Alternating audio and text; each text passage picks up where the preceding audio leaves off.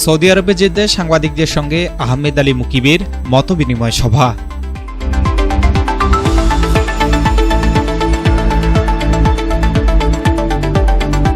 আসসালামু আলাইকুম।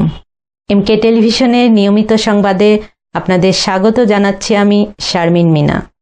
এতক্ষণ শুনছিলেন সংবাদ শিরোনাম, এখন ডেস্ক থেকে বিস্তারিত। সৌদি আরবের জেদ্দায় Bangladesh reporters association of electronic media, Saudi Arab পশ্চিমাঞ্চলের উদ্যোগে হবিগঞ্জ জেলা পরিষদের প্রশাসক ও বাংলাদেশ জাতীয়তাবাদী দল বিএনপির আন্তর্জাতিক বিষয়ক সম্পাদক আহমেদ আলী মুকিবের সঙ্গে এক মতবিনিময় সভা অনুষ্ঠিত হয়েছে। জেদ্দার সালেক পেট্রোল পাম্প কোম্পানির হলরুমে আয়োজিত এ সভায় সভাপতিত্ব করেন বাংলা টিভির ব্যুরো চিফ ও সংগঠনের সভাপতি সোহেল রানা। অনুষ্ঠানটি সঞ্চালনা করেন সংগঠনের সাধারণ সম্পাদক ও আরটিভি প্রতিনিধি সরকার উজ্জ্বল।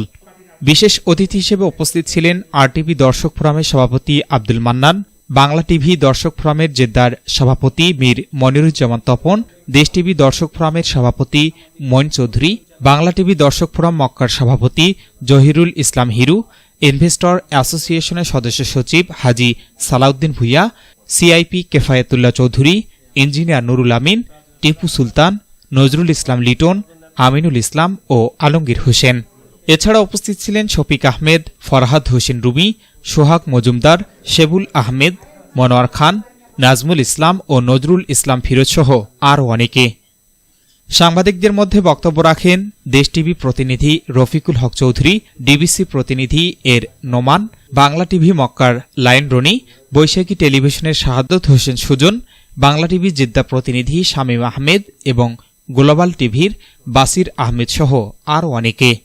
এ সময় আহমেদ আলী মুকিব বলেন, প্রবাসীরা দেশের অর্থনীতির অন্যতম চালিকা শক্তি। দেশের উন্নয়ন ও অগ্রগতিতে প্রবাসী বাংলাদেশিদের অবদান অত্যন্ত গুরুত্বপূর্ণ। এস রহমান, প্রবাসী নিউজ ডেস্ক, এমকে টেলিভিশন। শেষ করছি এমকে টেলিভিশনের নিয়মিত সংবাদ। এতক্ষণ সাথে থাকার জন্য সবাইকে অনেক অনেক ধন্যবাদ।